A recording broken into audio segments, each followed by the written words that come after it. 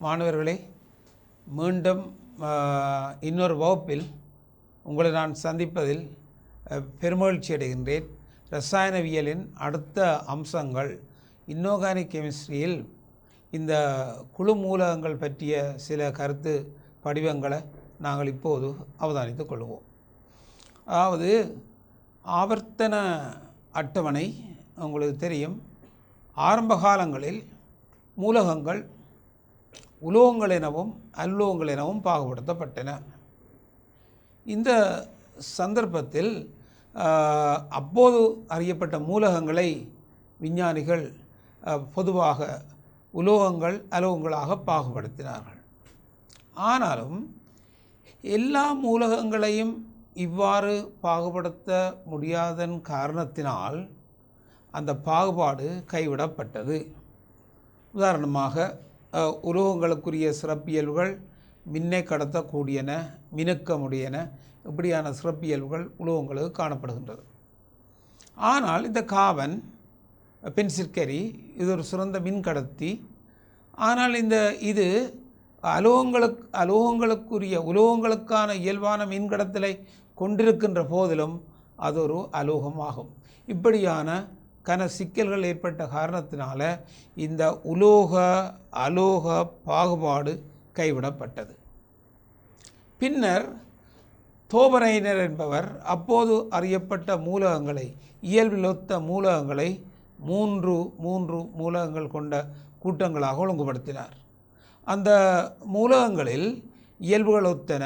நடுவில் காணப்படும் மூலகம் மற்றிரண்டு மூலகங்களின் இயல்பில் சராசரியை கொண்டிருந்தது. இந்த மூலகங்கள் தோவரையினரின் மும்மைகள் என அழைக்கப்பட்டன. மூன்று ஒத்த இயல்புடைய மூலகங்கள் காணும். CaSrBa. இந்த எஸ்ஆர் ஆனது கல்சியத்துக்கும் பேரியத்துக்கும் இடைப்பட்ட இயல்புகளை கொண்டிருக்க காணப்பட்டது. இவ்வாறு மும்மைகள் என இவை பாகுபடுத்தப்பட்டன. தொடர்ந்தும் எல்லா மூலகங்களையும் இவ்வாறு இந்த மும்மைகளாக பாகுபடுத்த முடியாதன் காரணத்தினாலும் சில வேளைகளில் மூன்றுக்கு மேற்பட்ட மூலகங்கள் இவ்வாறான இயல்புகளை காட்டுவதனாலும் இந்த பாகுபாடும் கைவிடப்பட்டது. அவை தோவரையினரின் பாகுபாடும் முதல் 2 உலோகம் அல்லுலோகம், பிறகு 3 மும்மைகள், இந்த பாகுபாடும் கைவிடப்பட்டது. பின்னர்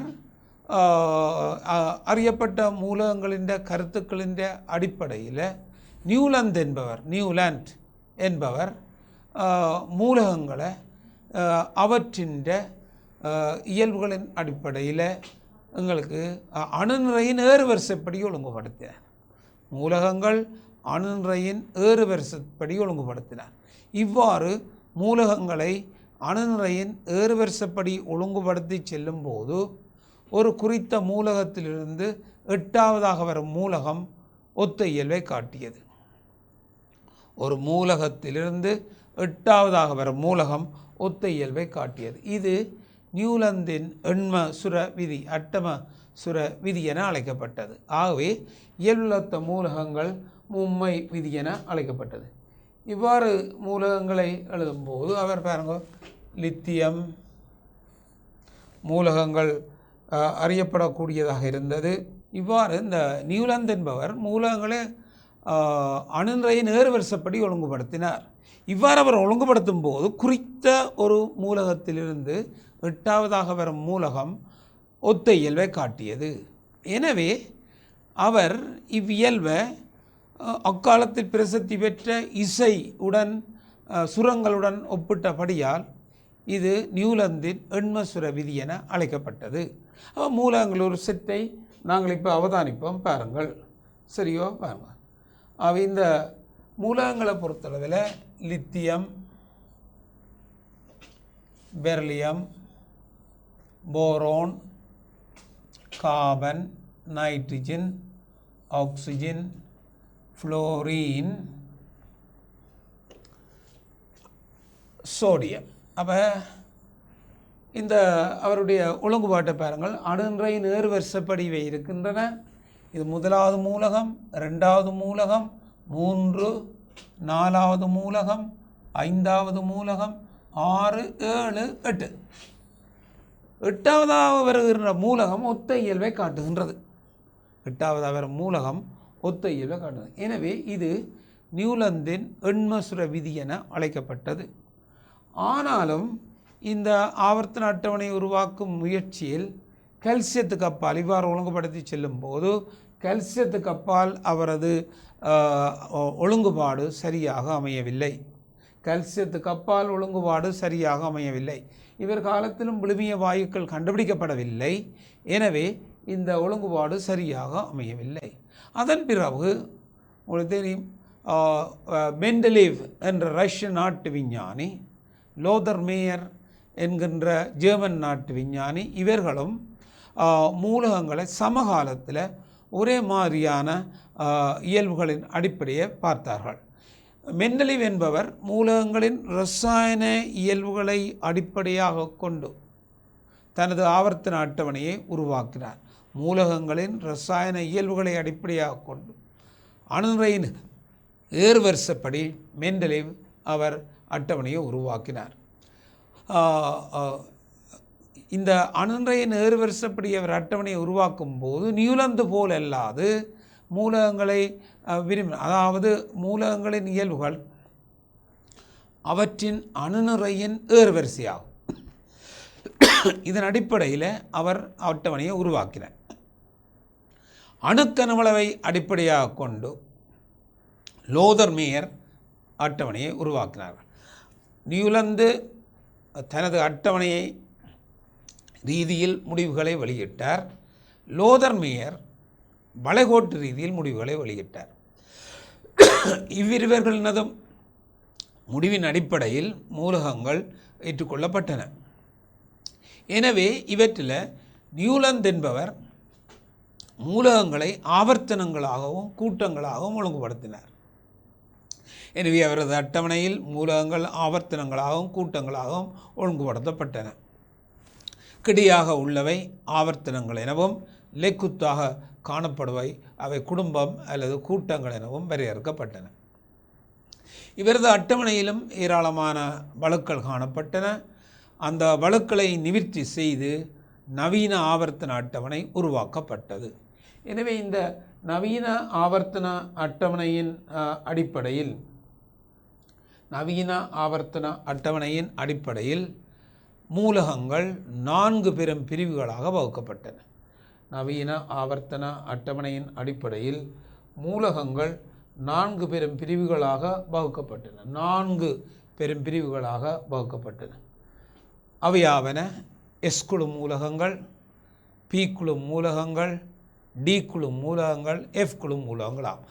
ஆவர்த்தன அட்டவணையில் காணப்படுகின்ற மூலகங்கள் 4 பெரும் தொகுதிகளாக வகுக்கப்பட்டன. எஸ் குழு மூலகங்கள், பி குழு மூலகங்கள், டி குழு மூலகங்கள், எஃப் குழு மூலகங்கள் என 4 வகையாக இருந்தன. இந்த 4 வகையும் இன்ஆர்கானிக் கெமிஸ்ட்ரிக்கு உரியன. இவற்றில் நாங்கள் இன்றைய வகுப்பில் இந்த எஸ் குழு மூலகங்களும் அவற்றின் இயல்புகளையும் அவற்றை பற்றிய கேள்விகளையும் தான் நாங்கள் இப்போது இந்த வகுப்பில் செய்ய போகின்றோம். இலத்திரன் நிலையமைப்பை நாங்கள் எழுதி செல்லும் போது பொதுவாக இறுதி இலத்திரன் எஸ்வ சக்தி மட்டத்தை அடையுமாயின் அவை எஸ் குழு மூலகங்கள் என அழைக்கப்படும். இறுதி இலத்திரன் எஸ்வ சக்தி மட்டத்தை சென்றடைந்தால் எஸ் குழு மூலகங்கள் என அழைக்கப்படும். இதன் அடிப்படையில் கூட்டம் ஆவர்த்தன அட்டவணையில் கூட்டம் ஒன்று கூட்டம் 2 மூலகங்கள் எஸ் குழு மூலகங்கள் ஆகும். அப்போ நாங்கள் இப்போ அவதானித்தால் இந்த ஆவர்த்தன அட்டவணையிலே காணப்படுகின்ற கூட்டம் 1 கூட்டம் 2 மூலகங்கள் எஸ் குழு மூலகங்கள் ஆகும். அப்போ கூட்டம் 1 என்னென்ன மூலகங்கள் இருக்கும் என்பதை பற்றி நாங்கள் இங்கே அவதானிப்போம். பாருங்கள், சரியோ? பாருங்கள், எஸ் குழு மூலகங்கள் நாங்கள் அவை ஐதரசன். இது ஒரு அலோகம். நாங்கள் இப்போ படிக்க போகிற எங்களுக்கு இதில் இந்த ஐதரசனை விட்டு ஏனைய உலோகங்களைத்தான் நாங்கள் இங்கே பார்க்க போகின்றோம். ஐதரசன், lithium, sodium, potassium, rubidium, caesium, francium இவை கூட்டம் 1 மூலகங்களாக இருக்கும். 1A கூட்டம் 1 மூலகங்கள் 1. அதே மாதிரி கூட்டம் 2 beryllium, magnesium, calcium, strontium, barium, radium. இவை கூட்டம் 2 மூலகங்கள். கூட்டம் 1 கூட்டம் 2 மூலகங்கள் உலோகங்கள் பற்றித்தான் இந்த எஸ்குழுவில் நாங்கள் படிக்க போகிறோம். இவை 2ஆம் ஆவர்த்தனம், 3ஆம் ஆவர்த்தனம், 4ஆம் ஆவர்த்தனம், 5ஆம் ஆவர்த்தனம், 6ஆம் ஆவர்த்தனம், 7ஆம் ஆவர்த்தனம்.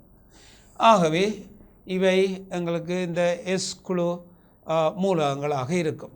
இதில் அடியில் காணப்படும் மூலகங்களாகிய இந்த பிரான்சியம், ரேடியம் இவை கதிர் தொழிற்பாடுடைய இவற்றை பிரான்சியத்தை நாங்கள் எடுத்துக்கொள்ளே இயற்கையில் எடுத்துக்கொள்ளே அவ்வளோத்துக்கு கதிர் தொழிற்பாடு அவ்வளோத்துக்கு வேகமாக எங்களுக்கு அழிந்துவிடும். அப்போ கற்பனை என்ற பெயர்களை பிரான்சியம் இருந்தாலும் பன்மடங்கு கதிர் தொழிற்பாடுடைய மூலகம். கதிர் தொழிற்பாடு என்றால் என்ன? சுயமாகவே கதிர்களை தொகை பிரிந்து அழிந்து செல்லுதல் தான் கதிர் தொழிற்பாடு எனப்படும். அப்போ இதில் இவை எஸ்குழு மூலகங்கள் கூட்டம் 1 கூட்டம் 2 என்ற வகையில் இந்த எஸ்குழு மூலகங்கள் காணப்படுகின்றது. இந்த கூட்டம் 1 மூலகங்களை நாங்கள் அவதானித்தோம் என்றால் இறுதி ஓட்டு இலத்திரன்கள் NS1 என்கின்ற பொது இலத்திரநிலை அமைப்பை கொண்டிருக்கும். NS1 என்கின்ற பொது இலத்திரநிலை அமைப்பை கொண்டிருக்கும். NS1 என்கின்ற பொது அவற்றின் ஈட்டோடு எங்களுக்கு தெரியும் ஒரு இலத்திரனைத்தான் கொண்டுள்ளது. S ஓபிட்டலில் ஒரு இலத்திரனை கொண்டுள்ளது. லித்தியம் தெரியும், அது 2ஆம் ஆவர்த்தனம். அவை அதனுடைய ஈட்டோட்டு இலத்திரநிலை அமைப்பு 2s1 ஆகும். சோடியம் 3ஆம் ஆவர்த்தனம், அதனுடைய ஈட்டோட்டு இலத்திரநிலை அமைப்பு 3s1 ஆகும். பொட்டாசியம் 4ஆம் ஆவர்த்தனம், அதனுடைய ஈட்டோட்டு இலத்திரநிலை அமைப்பு 4s1 ஆகும். ருபீடியம் 5ஆம் ஆவர்த்தன மூலகம், அவர் ஈட்டோட்டு இலத்திரநிலை அமைப்பு 5s1 ஆகும். சீசியம் CS ஆகவே அது 6ஆம் ஆவர்த்தன மூலகம், அவருடைய ஈட்டோட்டு இலத்திரநிலை 6s1 ஆகும். எனவே இவை S1 ஈட்டோட்டு இலத்திரன்கள், இறுதி சக்தி மட்டம் வலுவளவு இலத்திரன்கள் ஒரு இலத்திரனை கொண்டிருக்கும். ஆகவே பொது இலத்திரநிலை அமைப்பு NS1 ஆகும். இதே போன்று கூட்டம் 2 மூலகங்களை நாங்கள் எடுத்துக்கொண்டால் அவை எல்லாம் S2வில் முடிவடைகின்றன. S2வில் முடிவடையக்கூடிய மூலகங்கள். எனவே இந்த கூட்டம் 2இன் ஈட்டோட்டு இலத்திரன் வலுவளவு ஓட்டு இலத்திரநிலை அமைப்பு NS2 ஆகும். கூட்டம் 2 NS2 ஆகும். 1 2. அப்போ கூட்டம் 1 பொது இலத்திரன் நிலை அமைப்பு, ஈட்டோட்டு இலத்திரன் நிலை அமைப்பு, வலுவளவு இலத்திரன் நிலை அமைப்பு NS1 NS2 ஆகும். இதில் என்ன என்று நாங்கள் அவதானிப்போமாக இருந்தால், இந்த கூட்டம் 1 மூலகங்கள் எப்போதும் சேர்வைகளில் மாறாத ஒட்சியேட்டர்ன் +1 ஒட்சியேட்டர்ன் இலத்திரனை இழந்து நேரையினை தரம் ஒரு இலத்திரனை இழக்கும். ஆகவே அவற்றின் ஒட்சியேட்டர்ன் +1 ஆகும். அவை மாறாத ஒட்சியேட்டர், எந்த சேர்வை எடுத்தாலும் இவை +1 தான் என்ற ஒட்சியேட்டர் நிலையில் இருக்கும். மாறாத ஒட்சியேட்டர் நிலை மாறாத ஒட்சியேட்டர்னாக இருக்கும். அதே போன்று கூட்டம் 2 நாங்கள் எடுத்தால் அவை மாறாத ஒட்சியேட்டர்ன் +2ல் தான் சேர்வைகளை உருவாக்கும். அப்போ கூட்டம் 1இன் சேர்வைகள் +1 என்னும் ஒட்சியேட்டர்னை கொண்டிருக்கும். அதே போன்று கூட்டம் 2இன் சேர்வைகளில் அந்த மூலகங்கள் +2 என்னும் மாறாத ஒட்சியேட்டர்னை கொண்டிருக்கும். எனவே கூட்டம் 1 கூட்டம் 2 என்பன சேர்வைகளை உருவாக்கும் போது அவற்றின் ஒட்சியேட்டர் கூட்டம் 1ற்கு +1ம் கூட்டம் 2க்கு +2மாக இருக்கும். உதாரணமாக சோடியம் குளோருடன் சேர்ந்து NaCl ஆகவே அது ஒட்சியேட்டர் +1. மெக்னீசியம் குளோருடன் சேர்ந்து MgCl2 ஒட்சியேட்டர் +2 ஆகவே மாறாத ஒட்சியேட்டர் +1 +2. இனி வலுவளவை நாங்கள் பார்த்தால் உங்களுக்கு தெரியும், பங்கிடும் இலத்திரன்கள் அல்லது இலக்கும் ஏற்கும் போன்றவை வலுவளவு இலத்திரன்கள் எனப்படும். எனவே கூட்டம் 1 கூட்டம் 2 என்பன இந்த வலுவளவு ஓட்டில் தங்களது ஈட்டோட்டில் கூட்டம் 1 ஒரு இலத்திரனை தான் இழக்கின்றது, கூட்டம் 2 2 இலத்திரன்களை இழக்கின்றது. எனவே அவற்றின் வலுவளவு மாறாத வலுவளவு ஆக காணப்படும்.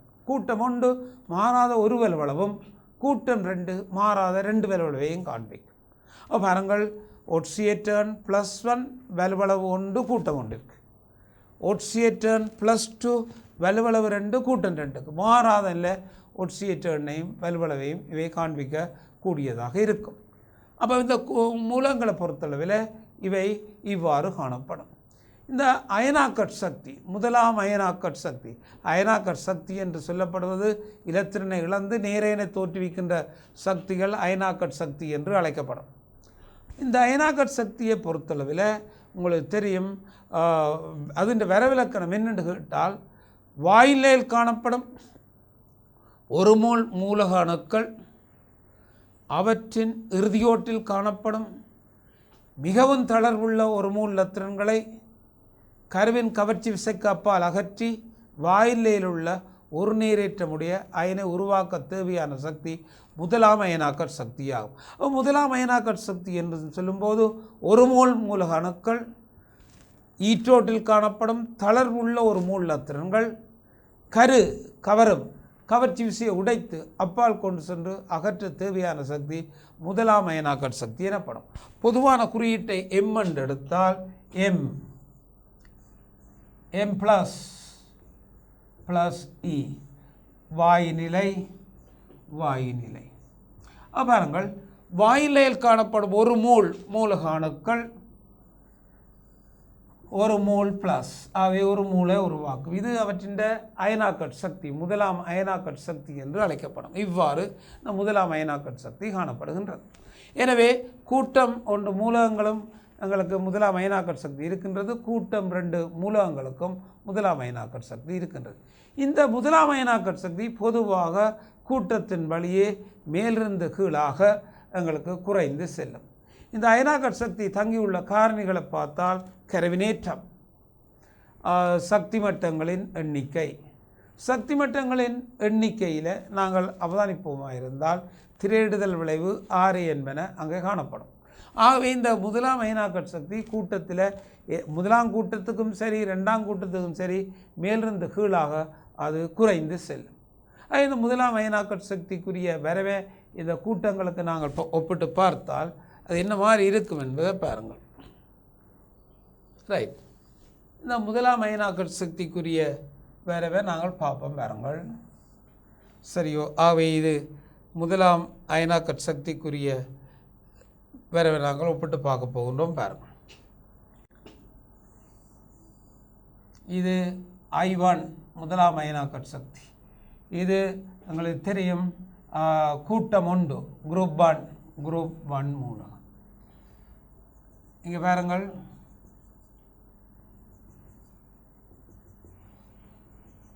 இந்த முதலாம் அயனாக்கட் சக்தி அப்படியே குறைந்து கொண்டு வருவதை நாங்கள் காணலாம். Lithium, sodium, potassium, rubidium, caesium அவை முதலாம் அயனாக்கட் சக்தி இந்த கூட்டம் 1க்கு குறையும். இவ்வாறே கூட்டம் 2க்கும் குறையும். அப்போ முதலாம் அயனாக்கட் சக்தி கூட்டம் 1க்கு எவ்வாறு குறைகின்றதோ அவ்வாறே கூட்டம் 2க்கும் குறைந்து செல்லும். ஆனால் ஒத்த ஆவர்த்தனத்தில் இருக்கின்ற இந்த முதலாம் அயனாக்கட் சக்தி பெருமானங்களை கூட்டம் 1க்கும் கூட்டம் 2க்கும் ஒப்பிடும்போது கூட்டம் 1 S1 அமைப்பு, கூட்டம் 2 S2 அமைப்பு. உங்களுக்கு தெரியும், இந்த அயனாக்கட் சக்தி தங்கியுள்ள காரணிகளில் இலத்திரன் அமைப்பு பிரதானமானது. ஆகவே S2 ஒரு பூரண நிரம்பல்ல. கூட்டம் 1லும் பார்க்க கூட்டம் 2 மூலகங்களின் முதலாம் அயனாக்கட் சக்தி உயர்வாக இருக்கும். எனவே கூட்டம் 2 வரவை நீங்கள் பார்த்தால் beryllium, magnesium, calcium, strontium and barium. அப்போ கூட்டம் 1 விட 2க்கு கூட, கூட்டம் 1 விட 2 கூட. முதலாம் அயனாக்கட் சக்தி இவ்வாறு 1லும் பார்க்க 2க்கு கூடவாக இருப்பதை நாங்கள் காணலாம். அப்போ கூட்டத்தின் வழியே அயனாக்கட் சக்தி குறைந்து செல்கின்றது. ஆனாலும் ஒப்பிடும்போது 1 விட 2க்கு அயனாக்கட் சக்தி கூடவாக இருக்குது. எப்போதும் நாங்கள் இதை அவதானித்து கொண்டால் ஒரு கூட்டத்தில் முதலாம் அயனாக்கட் சக்தியும் குறையும், 2ஆம் அயனாக்கட் சக்தியும் குறையும், எல்லா அயனாக்கட் சக்தியும் ஒத்த அயனாக்கட் சக்திகள் கூட்டத்தின் வழியே குறைந்து செல்லும். ஆவர்த்தனத்தில் முதலாம் அயனாக்கட் சக்தி உங்களுக்கு 1 விட 2க்கு கூட, 2ஆம் அயனாக்கட் சக்தி 2 விட 1க்கு கூட. அப்போ இவ்வாறு அயனாக்கட் சக்திகள் மாறுபாடுகளாக இருப்பதை நாங்கள் காணலாம். பொதுவாக இந்த மூலகங்கள் இவ்வகையாக எங்களுக்கு மாற்றமடைந்து செல்வதை நாங்கள் காணலாம். இவை யாவும் உலோகங்கள். இவை உலோக பிணைப்பால் இணைந்து சாலக வடிவிலே காணப்படும் உலோக சாலகங்களாக இருக்கும். இந்த உலோக சாலகங்களில் சுயாதீன இலத்திரங்கள் காணப்படுவதால் இந்த எஸ்குழு உலோகங்கள் சிறந்த மின் வெப்ப கடத்திகளாகும். மின் கடத்திகள், வெப்ப கடத்திகள் உலோகப் படைப்பில் சுயாதீன இலத்திரங்கள் காணப்படுவன. அவை கடத்துகளாக இவை கூடுதலாக காணப்படும். கூட்டம் 2 இலத்திர அடர்த்தி கூட அவை கடத்தும் திறன் இன்னும் உயர்வாக இருப்பதை நாங்கள் காணலாம். இந்த மூலகங்கள பொறுத்தளவில் அணுக்கனவளவு, அணுவின் கனவளவு கூட்டம் 1 கூட்டம் 2 விட பெரிய கனவளவை உடையன, 6ஐயும் பெரிதாக இருக்கும்.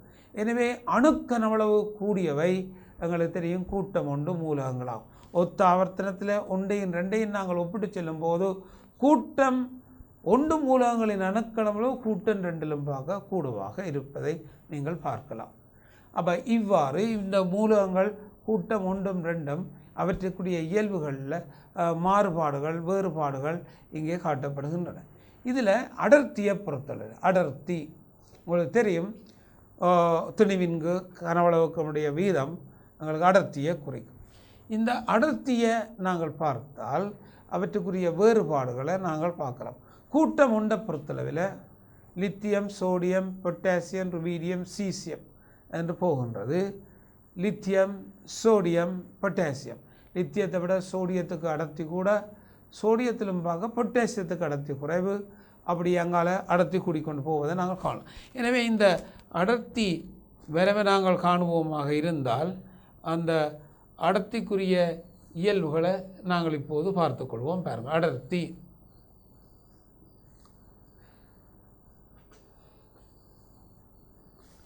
அடர்த்தியை அவதானிப்போம். பாருங்கள், இந்த வரவின் அடிப்படையில் அடர்த்தியை நாங்கள் பார்ப்போமாக இருந்தால் பாருங்க,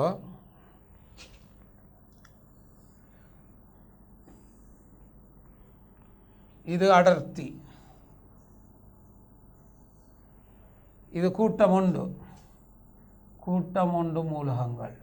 உங்களுக்கு தெரியும் lithium, sodium, potassium, rubidium, caesium. Lithium, sodium, potassium, rubidium, caesium. பாருங்கள், அடர்த்தி வரவை பொறுத்தளவில் லித்தியத்தை விட சோடியத்துக்கு கூட, பொட்டாசியம் சோடியத்திலும் குறைவு, ருபீடியம், சீசியம் என்றவாறு அடர்த்தி காணும்.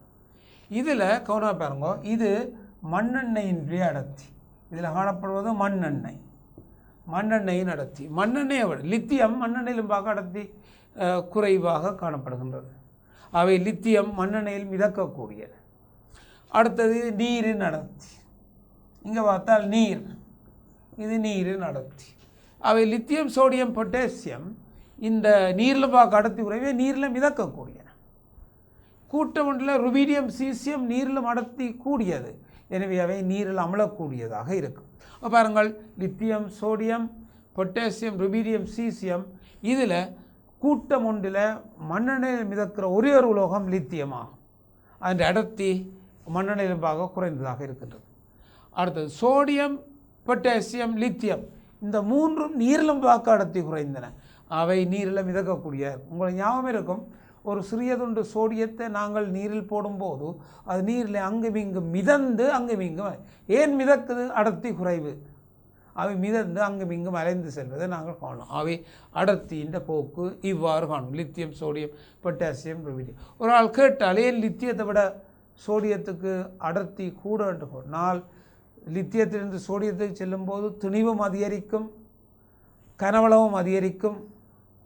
இங்கே அதாவது கனவளவு அதிகரிப்பிலும் திணிவு அதிகரிப்பு முனைப்பானதாக இருப்பதால் அடர்த்தி கூடுது. ஒரு ஆள் கேட்டால் அப்போ லித்தியத்திலிருந்து சோடியத்துக்கு ஏன் அடர்த்தி கூடுது? திணிவில் ஏற்படும் அதிகரிப்பு கனவளில் ஏற்படும் அதிகரிப்பிலும் உயர்வாக இருப்பதால் அடர்த்தி கூடிக்கொண்டு போகுது. ஏன் சோடியத்தை விட பொட்டாசியத்துக்கு அடர்த்தி குறைவென்று கேட்டால் மாறி சொல்லுவோம். திணிவில் ஏற்படும் அதிகரிப்பிலும் கனவளவில் ஏற்படும் அதிகரிப்பு உயர்வாக இருப்பதால் அடர்த்தி குறைகின்றது. ஏனையவை எல்லாம் திணிவு அதிகரிப்பு உயர்வாக இருப்பதால் அடர்த்தி கூடி செல்கின்றது. ஆகவே எஸ் குழுவில் கூட்டம் 1 லித்தியம், சோடியம், பொட்டாசியம் இவை நீரில் பொதுவாக மிதக்கக்கூடிய மூலகம். கூட்டம் 2 பொறுத்தளவில் எல்லா மூலகங்களினதும் அடர்த்தி நீரிலும் கூட எல்லாமே நீரில் அமலக்கூடிய. கூட்டம் 2 யாவும் நீரில் அமிழக்கூடிய மூலகங்கள். அங்கு அடர்த்தியின் போக்கு பெரிலியம், மெக்னீசியம், கால்சியம் வரையும் குறைந்து பெரிலியத்திலிருந்து கால்சியம் வரையும் குறைந்து பின்னர் அதிகரித்து கொண்டு போகும். ஆகவே லித்தியம் உங்களுக்கு தெரியும் அடர்த்தி இங்கே அடியில் இருப்பது போல அங்கே பெரிலியம், மெக்னீசியம், கால்சியம் அடர்த்தி குறைந்து பின்னர் அதிகரித்து கொண்டு போகும். அதுக்கும் அதே விளக்கத்தை நீங்கள் கொடுக்கலாம். ஆனால் யாவுமே நீரில் அமிழக்கூடியன. அப்போ அடர்த்தியில் வேறுபாடு இருக்கும். அவை உங்களுக்கு காட்டப்படுகின்றது. கூட்டம் 2 நீரிலும் பார்க்க அடர்த்தி கூடியதாக இருப்பதை நாங்கள் காணலாம். அப்போ அடர்த்தி கூடியன. இனி இந்த கூட்டங்களில் இருக்கிற மிக சிறப்பான அம்சம் எஸ் குழுவில் காணப்படுகிற மிக பிரதானமான அம்சம் சுவாலை சோதனை. பொதுவாக எஸ் குழு உலோகங்கள் சுவாலை சோதனை மூலம் கண்டுபிடிக்கப்படும். என்னென்ன மூலகம் அங்கே இருக்கின்றது என்பதை உங்களுக்கு தெரியும். சுவாலை சோதனை மூலம் கண்டுபிடிக்கப்படும். இந்த சுவாலை சோதனை என்றால் என்ன என்றதுக்கு நாங்கள் விளக்கத்துக்கு வருவோம். பாருங்கள், தரப்பட்ட ஒரு மூலகம் குளோரைட்டாக இருந்தால் உங்களுக்கு ஹைட்ரோகுளோரிக் அமிலம் பயன்படுத்த தேவையில்லை. குளோரைட்டுகள் அல்லாத வேறு உப்புக்கள் இருக்குமா இருந்தால் ஹைட்ரோகுளோரிக் அமிலத்தை நாங்கள் பயன்படுத்துகின்றோம். இதற்கு பிளாட்டினம் கம்பி பயன்படுத்தப்படுகின்றது சுவாலை சோதனைக்கு. அப்போ பிளாட்டினம் கம்பி சுவாலை சோதனைக்கு பயன்படுத்தப்படும். அப்போ நாங்கள் என்ன செய்யணும்னா பிளாட்டினம் கம்பியை எடுத்து செறிந்த HCl அமிலத்தில் நனைத்து உப்பில் தோய்த்து குளோரைட்டாக மாற்றுகின்றோம். சுவாலையின் நடுப்பகுதியில் நாங்கள் பிடிக்கும்போது சுவாலை நிறமுடையதாக இருக்கும். அப்போ பாருங்கள், பிளாட்டினம் கம்பி செறிந்த HCl நனைக்கப்பட்டு உப்பிலே துவைக்கப்பட்டு சுவாலையில் பிடிக்கும்போது சுவாலை நிறமுடையதாக காணப்படும். இவை சுவாலைக்கு நிறத்தை கொடுக்கும். சுவாலைக்கு என்னென்ன நிறம் தெரியுது? அரட்டப்பட்ட இலத்திரன்கள் உயர் சக்தி மட்டத்துக்கு சென்று பிறகு சக்தியை கால் செய்து தாழ் சக்தி நிலைக்கு திரும்பும். அந்த சந்தர்ப்பத்தில் அவை வெளியேற்றப்படும் கதிர்ப்புக்கள் எங்களுடைய கட்புலனாகும் பகுதியில் விழும்போது எங்களுக்கு அவை நிறமுடையதாக காணப்படும். இதன் அடிப்படையில் கூட்டம் ஒன்றில் லித்தியம் உப்பு கிரிம்சன் ரெட் ஒரு குங்குமம் மாதிரியான சிவப்பை உடையது. லித்தியம் உப்புக்கள் கிரிம்சன் ரெட் சிவப்பு நிறத்தை காட்டும். சோடியம் உப்புக்கள் ஒரு பொன் மஞ்சள் நிறத்தை காட்டும். பொன் மஞ்சள் நிறத்தை காட்டும். பொட்டாசியம் உப்புக்கள் சுவாலைக்கு ஒரு ஊதா நிறத்தை காட்டக்கூடியது. அப்போ சுவாலை ஊதா நிறம், பொட்டாசியம் உப்பு ஊதா நிறம். பொட்டாசியம் உப்புக்கள் சுவாலைக்கு ஊதா நிறத்தை காட்டும். ருபீடியம் உப்புக்கள் உங்களுக்கு தெரியும் கரு ஊதா நிறம், ஒரு சிவப்பு சேர்ந்த ஊதா நிறம், சிவப்பு சேர்ந்த ஒரு ஊதா நிறத்தை காட்டக்கூடிய இருக்கும். சீசியம் உப்புக்கள் நீலம் சேர்ந்த ஊதா நிறத்தை காட்டக்கூடிய இருக்கும். அப்போ கூட்டம் ஒன்றில் எல்லா உலோகங்களும் சுவாலைக்கு நிறத்தை தரும். லித்தியம் கிரிம்சன் சிவப்பு எனப்படுகின்ற ஒரு சிவப்பு நிறத்தை தரக்கூடியது. சோடியம் பொன் மஞ்சள் நிறத்தை தரக்கூடியது. பொட்டாசியம் ஊதா நிறத்தை தரக்கூடியது. அங்கே ருபீடியம் உங்களுக்கு தெரியும் சிவப்பு சேர்ந்த ஊதா நிறத்தை தரக்கூடியது. பயன்படுத்தப்படும் போது எங்களுக்கு சீசியம் நீலம் சேர்ந்த ஊதா நிறத்தை தரக்கூடியது. இந்த பெரிலியம், மெக்னீசியம் உப்புக்கள் பெர்மனில் சிறிதண்டபடியால் சுவாலைக்கு அரட்டுவது கடினமாக இருக்கும். அவை பொதுவாக சுவாலை சோதனைக்கு நிறத்தை தருவதில்லை. ஆனாலும் கால்சியம் செம்மஞ்சள் சிவப்பு நிறத்தை தருகின்றது. செம்மஞ்சள் சிவப்பு, செம்மஞ்சள் சேர்ந்த ஒரு சிவப்பு, செங்கட்டி மாதிரியான ஒரு செம்மஞ்சள் சேர்ந்த சிவப்பு நிறத்தை தருகின்றது. ஸ்ட்ரோந்தியம் கிரிம்சன் ரெட் லித்தியம் மாதிரியான ஒரு சிவப்பு நிறத்தை தருகின்றது. அவை SR சிவப்பு நிறத்தை. பேரியம் ஒரு பச்சை நிறத்தை தருகின்றது. ஆப்பிள் பச்சை கிரீன் என்று சொல்லப்படுகின்ற ஒரு பச்சை நிறத்தை தருகின்றது. எனவே எஸ்குழு மூலகங்களுடைய உப்புக்கள் சுவாலையின் மூலம் அவை பிரித்தறிந்து கொள்ளப்படும். இதன் அடிப்படையில் இந்த மூலகங்களுடைய இயல்புகளை நாங்கள் சொல்லி இருக்கின்றோம். இப்போது இவற்றின் தாக்கங்களை பற்றி நாங்கள் பார்க்க போகின்றோம். பாருங்கள், தாக்கங்கள். இந்த தாக்கங்களை நாங்கள் பின்வரும் வகைகளாக நாங்கள் பிரிக்கக்கூடியதாக இருக்கும். அந்த வகைகளில் ஒவ்வொரு தாக்கத்தையும் நாங்கள் பார்த்தால் பாருங்கள், இந்த தாக்கங்கள் பின்வரும் வகைகளாக வகுக்கப்படுகின்றன. அதில் குறிப்பாக இதை பாருங்க, இந்த தாக்கங்களை நாங்கள் பின்வரும் 5 வகைகளாக வகுக்கின்றோம். அதில் முதலாவது வலியுடன் தாக்கம். அப்போ வலியுடன் தாக்கம். எஸ்குழு மூலகங்கள் வலியுடன் தாக்கம். கூட்டமண்டு மூலகங்கள் அறவெப்பநிலையில் வலியுடன் தாக்கம் புரியக்கூடியன. கூட்டமண்டு மூலகங்களை நாங்கள் எடுத்தால் அது பொதுவாக அறவெப்பநிலையில் வலியுடன் தாக்கம் புரியக்கூடியதாக இருக்கும். லித்தியம் வலியுடன் தாக்கம் புரிந்து அதனுடைய சாதாரணமான ஆக்சைடு Li2O தரும். சோடியம் Na2O தரும். பொட்டாசியம் K2O தரும். ஆகவே கூட்டமண்டு மூலகங்கள் வழியில் சாதாரண நிபந்தனைகளில் தாக்கம் புரிந்து அவற்றின் ஓரோக்சைட்டுகளை தரக்கூடிய ஓரோக்சைட்டுகளை தரக்கூடியதாக இருக்கும். பாருங்கள், இந்த மூலகங்கள் வழியில் சாதாரணமாக தாக்கம் புரிந்து ஓரோக்சைட்டுகளை தரும். இங்கே அதாவது வலி கொஞ்சம் மிகையாக இருந்தால் லித்திய இந்த பேராக்சைட்டை தரும் வாய்ப்பு குறைவு. சோடியமும் அதன் கீழ் உள்ள கூட்டமண்டு உலோகங்களும் மிகையான வலியுடன் பேராக்சைட்டுகளை தரும். மிகையான வலியுடன் பேராக்சைட்டுகளை தரும். வலி மிகையாக இருக்கும்போது பேராக்சைட்டுகளை தரும். ஆகவே லித்தியம் பேராக்சைட்டை தரும் வாய்ப்பு குறைவு. பெர்மன் சின்னன் போதிய ஓவணுக்கள் அது சூழ இருக்கேலாது பேராக்சைட்டுகள் அங்கே உருவாவதில்லை. எனவே சோடியமும் அதன் கீழ் உள்ள மூலகங்களும் பேராக்சைட்டுகளை தரும். மேலும் மிகையான வலியுடன் சேர்த்து நாங்கள் வெப்பமேற்றும் போது பொட்டாசியமும் அதன் கீழ் உள்ள மூலகங்களும் மேலதிகமான மேலோக்சைட் சூப்பர் ஆக்சைட்டை தரும். அவை மேலோக்சைட் சூப்பர் ஆக்சைட்டை தரக்கூடியதாக இருக்கும். அப்போ இதை பாருங்கள். அப்போ எங்களுக்கு தெரியும், இந்த சாதாரணமாக கூட்டமண்டு உலோகங்கள் ஓரோக்சைட்டுகளை தரும். ஒட்சன் கொஞ்சம் மிகையாக இருந்தால், வலி மிகையாக இருந்தால் அவை பேராக்சைட்டுகளை தரும். மிகையான வலியுடன் வெப்பமேற்றும் போது பொட்டாசியம் அதன்கள் உள்ளவையும் சூப்பர் ஆக்சைட் என்கின்ற மூன்றாவது வகை ஆக்சைட்டு எங்களுக்கு தரக்கூடியதாக இருக்கும். இது ஆக்சைட்டுகளை என்னென்று வேறுபடுத்துறது என்று நீங்கள் பார்ப்பீர்கள். அதாவது உங்களுக்கு தெரியும், ஆக்சைட்டுகளில் ஆக்சிஜனின் ஆக்சியேட்டர் சைரன் என்றால் அது சாதாரணமான ஆக்சைட்டு. ஆக்சைட்டுகளில் ஒட்சனின் ஆக்சியேட்டர் சயோண்டாக இருக்குமா இருந்தால் அது பேராக்சைட்டு. ஆக்சைட்டுகளில் ஒட்சனின் ஆக்சியேட்டர் சராசரி ஆக்சியேட்டர் ஒரு சய அரை, சராசரி ஆக்சியேட்டர் சய அரை எனப்படுகின்ற பின்னத்தில் வருமா இருந்தால் அது சூப்பர் ஆக்சைட். எனவே கூட்டம் ஒன்றில் ஓரோக்சைட்டுகளும் இருக்கும், மொனோக்சைட்டுகளும் உருவாகும், பேராக்சைட்டுகளும் உருவாகும், பெராக்சைட்டுகளும் உருவாகும், சூப்பர் ஆக்சைட்டுகளும் உருவாகும், மேலோக்சைட்டுகளும் உருவாகும். ஆனால் கூட்டம் 2 பெர்மன் குறைவாகவும் தாக்குத்திறன் குறைவாகவும் இருப்பதால் இவை வழியில் வெப்பமேற்றும் சந்தர்ப்பங்களில் பெர்லியம் மெக்னீசியம் போன்றவை ஆக்சைட்டுகளை தரக்கூடியதாக இருக்கும்.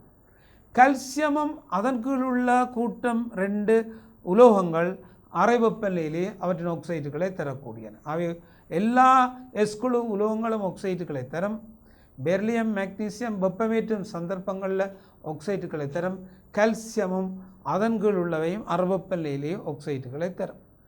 கூட்டம் 2 கூட்டம் 1 பார்க்க பெர்மன் குறைவாக இருப்பதால் அவற்றின் அடியோக்சைட்டுகள் கூட்டம் 2 காணப்படுகின்ற அடிமூலகங்கள் மாத்திரம்தான் பேராக்சைட்டுகளை உருவாக்கும். பேரியம் அதுக்கு மிகையான ஒட்சனுடன் வெப்பமேற்றும் போது பேராக்சைட் உருவாக்கப்படும். ஆனால் சூப்பர் ஆக்சைட்டை உருவாக்குற வாய்ப்பு இந்த கூட்டம் 2க்கு இல்லை. பெர்மன் சிறிது போதிய அணுக்களை வைத்திருக்க முடியாது.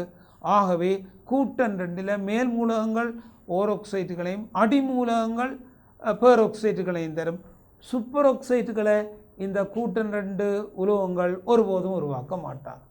ஆகவே இந்த ஆக்சைட்டுகளுடைய அடிப்படையில் இந்த சய 2 சாதாரண ஆக்சைட்டு, ஒட்சியேட்டன் சய 1 பெராக்சைட்டு, சராசரி ஒட்சியேட்டன் சய அரை சூப்பர் ஆக்சைட் ஆகும். அப்போ இந்த மூலகத்தை நாங்கள் பார்ப்போமாக இருந்தால் பாருங்க, இதில் நீங்கள் பார்த்தால் பாருங்க, lithium, sodium, potassium, rubidium, caesium இவை சாதாரணமான ஆக்சைட்டுகள். Beryllium, magnesium, calcium, strontium, barium இவற்றை நாங்கள் பார்த்தாலும் எல்லா மூலகங்களும் மோனோக்சைட்டுகளை தரும். இதில் இந்த சோடியமும் இவைதான் பொதுவாக இந்த பேராக்சைடுகளை தரக்கூடும். ஓவின் ஒட்சியேட்டான் சயோன் எனப்படுகின்ற இந்த பேராக்சைடுகளை தரக்கூடியவை இவையாக இருக்கும். அவை பேராக்சைடுகள் இவை தரும். இந்த அடிமூலகங்கள் மாத்திரம் சூப்பர் ஆக்சைடுகளை தரும். O2 அடிமூலகங்கள் சூப்பர் ஆக்சைடுகளை உருவாக்கும். பாருங்கள், இந்த வழி தாக்கத்தில் இவை ஆக்சைடுகளாக மாற்றப்படும். கூட்டம் ஒன்று சாதாரணமாகவே ஆக்சைடுகளை தரக்கூடியது. கூட்டம் 2 வெப்பமேற்றும் போது ஆக்சைடுகளை தரக்கூடியது. கால்சியமும் அதன் கீழ் உள்ளவையும் சாதாரண நிபந்தனையில் ஆக்சைடுகளை தரும். பொதுவாக மிகையான ஆக்சைடு இருந்தால் பேராக்சைடுகளும், மிகையான ஆக்சைடுடன் வெப்பமேற்றும் போது சூப்பர் ஆக்சைடுகளையும் தரும். பொட்டாசியத்தை பொறுத்தளவில் நீங்கள் பார்த்தால் KO2 K2O சாதாரண ஆக்சைடை உருவாக்கக்கூடியதாக இருக்கும். இன்னும் ஆக்சிஜன் அது K2O2 இருக்கும். இதில் -2, இதில் -1. இன்னும் ஆக்சிஜனுடன் வெப்பமேற்றும் போது KO2 சூப்பர் ஆக்சைடை உருவாக்கக்கூடிய. பாருங்கள், இவ்வகையான ஆக்சைடுகள் இருக்கும். சாதாரணமாக K2O வெப்பமேற்றும் போது -1, K2O2 சூப்பர் ஆக்சைடு. அவை சூப்பர் ஆக்சைடுகள் இதில் உருவாக்கப்படும். அடிமூலகங்கள் எங்களுக்கு தெரியும், கூட்டம் 2 சூப்பர் ஆக்சைடு உருவாகிற வாய்ப்பில்லை. இவை எங்களுக்கு தெரியும் இவ்வகையான ஆக்சைடுகளை உருவாக்கக்கூடியவை இருக்கும். இந்த 3 வகை ஆக்சைடுகளிலும் ஓர் ஆக்சைடே உறுதி கூடியது. இந்த பேராக்சைடுகள் சூப்பர் ஆக்சைடுகள் எல்லாம் வெப்ப உறுதி குறைந்தவை. இந்த பேராக்சைடுகள் வெப்பத்துக்கு பிரியடைந்து ஓர் ஆக்சைட்டையும் ஒட்சனையும் தரும். அவை ஒரு பேராக்சைடு நாங்கள் வெப்பமேற்றுவோமா இருந்தால் அவை பிரியடைந்து ஓர் ஆக்சைட்டையும் ஒட்சனையும் தரும். உதாரணமாக Na2O2 வெப்பம், Na2O + O2. பாருங்கள், அவை இந்த பேராக்சைடுகள் வெப்ப பிரிகை அடையக்கூடியன. இந்த பேராக்சைடுகளின் வெப்ப பிரிகை தாக்கம் ஒரு இருவழி விகார தாக்கமாகும். Na2O2 O சய1 ஒட்சியேட்டனை கொண்டிருக்கும். Na2O O சய2 ஒட்சியேட்டனை கொண்டிருக்கும். O2 சைவர். எனவே அது இருவழி விகார தாக்கம். ஒரே மூலகம் ஒரே நேரத்தில் ஒட்சியேற்றம் தாழ்த்தல் என்னும் 2 செய்கைகளுக்கும் உள்ளாகின்றது. சய1 சய2 மாறுகின்றது, சய1 சைவராக மாறுகின்றது. அவை தாக்கம் ஒரு இருவழி விகார தாக்கமாக காணப்படுகின்றது. பேராக்சைடுகளின் பிரிகை, சூப்பர் ஆக்சைடுகளும் வெப்பத்துக்கு பிரியடையக்கூடியன. அப்போ சூப்பர் ஆக்சைடு வெப்ப பிரியடையும், பேராக்சைடு வெப்ப பிரியடையும். மோனோக்சைடு ஒருபோதுமே இங்கு வெப்ப பிரிகை அடையாது, உறுதி கூடியது. ஆகவே அவை எங்களுக்கு ஆக்சைடுகளை உருவாக்கும். அப்போ பாருங்கள், எஸ் குழுவில் இவை வளியுடன் ஆக்சைடுகளை உருவாக்கக்கூடியவை. இந்த மெக்னீசியத்தை வளியில் எரிக்கும்போது அது கண்ணை பறிக்கும் பிரகாசத்துடன் வளியில் எரிவதுடன் வெள்ளை நிற தூளை தரும். அது எல்லாரும் ஆய்வுக்கூடத்தில் செய்து பார்த்திருப்பீர்கள். மெக்னீசியம் துண்டொன்றை ஒரு துலக்கி, அதில் ஆக்சைடு படலம் இருக்கும். அதை நாங்கள் அறத்தாளல் அகற்றி துலக்கிய பின் நாங்கள் சுவாலையில் பிடிக்கும்போது அது கண்ணை பறிக்கும் பிரகாசத்துடன் எரியும். எரிந்து அங்கே வெண்ணிறத்தூளை தரும். அந்த வெண்ணிறத்தூளில் மெக்னீசியம் ஆக்சைட்டும் இருக்கும், மெக்னீசியம் நைட்ரைட்டும் இருக்கும், MgOவும் Mg3N2வும் இருக்கும். இந்த மெக்னீசியம் எரியும் போது வெளியேறும் வெப்பத்தின் காரணமாக வளியில் இருக்கிற நைதரசன் எண் ரிபிள் பாண்ட் எண் பிணைப்பு உடைக்கப்பட்டு அது மெக்னீசியம் நைட்ரைட்டாக மாற்றப்படுகின்றது. எனவே இந்த கூட்டம் 2 மூலகங்கள் எரிக்கப்படும் போது ஆக்சைட்டையும் நைட்ரைட்டையும் தரக்கூடியன. ஆனால் கூட்டம் ஒன்றில் லித்தியம் மாத்திரம் வளியில் எரிக்கும் போது, வளியில் வெப்பமேற்றும் போது அதன் ஆக்சைட்டையும் நைட்ரைட்டையும் தரும். ஏனைய கூட்டம் ஒன்று மூலகங்களாகிய சோடியம், பொட்டாசியம், ருபீடியம், சீசியம் இவை நைதரசனுடன் நேரடியாக தாக்கம் அடைவதில்லை. எனவே இவற்றை வளியில் எப்படி எரித்தாலும் ஆக்சைட்டை தான் தரக்கூடியன. அவை எங்களுக்கு தெரியும் நைட்ரேட்டை தரவில்லை.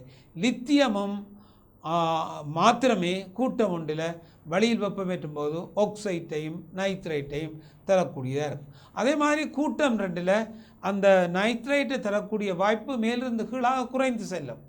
என்றாலும் அவை வெளியில் வெப்பமேற்றும் போது ஆக்சைட்டையும் நைட்ரேட்டையும் தரும். ஆக்சைட்டும் வெண்ணிறத்தூள், நைட்ரேட்டும் வெண்ணிறத்தூள் விளைவாக பெறப்படும் கலவையும் ஒரு வெண்ணிறத்தூளாக இருப்பதை நாங்கள் காணலாம். எனவே மாணவர்களே, இந்த விளக்கங்களை இப்போது நீங்கள் புரிந்திருப்பீர்கள். அப்போ இதற்கான வினாக்களை நாங்கள் தொடர்ந்த வகுப்புகளில் செய்யும் போது நீங்கள் அதை பற்றி நன்றாக விளக்கத்தை மேலும் பெறலாம். எனவே இந்த வகுப்பை இத்துடன் நாங்கள் முடித்துக்கொள்வோம். நன்றி, வணக்கம்.